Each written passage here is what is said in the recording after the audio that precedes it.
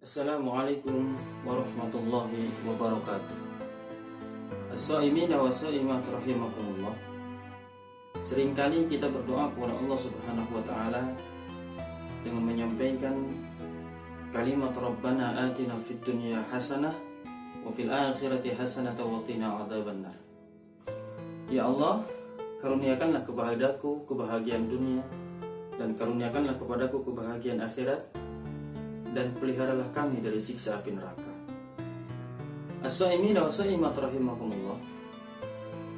Dalam ayat itu sudah jelas bahwa keinginan kita untuk meraih kebahagiaan dunia dan kebahagiaan akhirat tidak semudah membalikkan telapak tangan, melainkan harus terbayar dengan waqina adzabannar.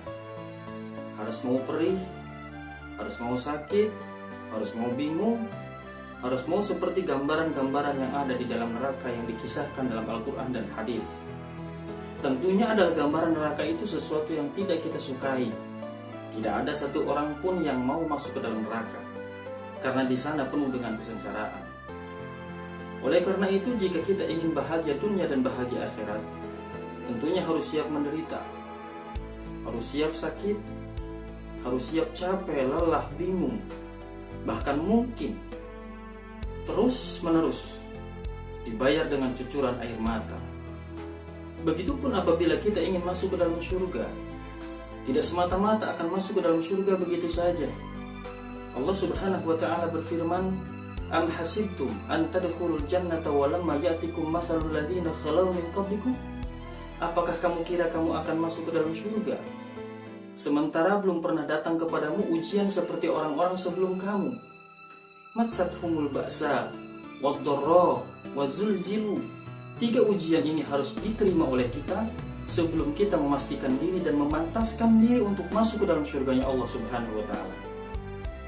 Jika kita sudah lolos sampai kepada tingkatan yang ketiga, wazulzilu, sampai tergoncang hati dan pikiran kita, akan tetapi kita tetap sabar menghadapi itu semuanya, ikhlas pada Allah Subhanahu wa taala, maka tentunya surga akan kita raih.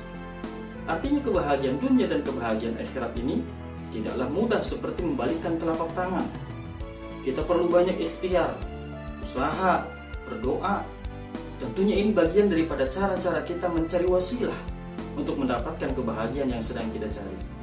Seiring berjalannya waktu, hari berganti, minggu berganti, bulan berganti, tahun berganti, tentunya bergantinya tempat, waktu, itu akan berganti keadaan kita. Cuma yang jadi masalah, apakah yang menimpa kepada kita itu ujian atau musibah dari Allah, atau sebuah kebodohan? Kalau ternyata itu sebuah kebodohan, maka Allah berlepas diri dari apa yang terjadi kepada kita. Salah satu contoh, ketika kita tidak ada kemampuan untuk mengambil sebuah barang, benda, atau yang sejenisnya, lalu kita mengambil dengan cara kredit, padahal kita sendiri sadar bahwa kita belum mampu, tapi kita memaksakan diri. Maka tentunya ketika kita berdoa tidak sesuai dengan apa yang menjadi kapasitas kita, maka itu sesungguhnya bukan ujian dan bukan musibah, akan tetapi kebodohan sendiri, yang mana kita sendiri sadar bahwa kita tidak mampu. Kenapa? Kita tidak untuk mengembalikannya segera dan kita berlepas diri dari masalah dan ujian itu, sehingga kita akan menjalankan kehidupan normal layaknya sebagaimana orang yang dalam keadaan bahagia, baik bahagia di dunia ataupun bahagia di akhirat. Mari kita raih kebahagiaan dunia dan kebahagiaan akhirat ini tidak cukup hanya sebatas dengan doa, tapi perlu ikhtiar, memperbaiki hubungan kita dengan relasi dan sahabat serta teman-teman kita, saudara-saudara kita.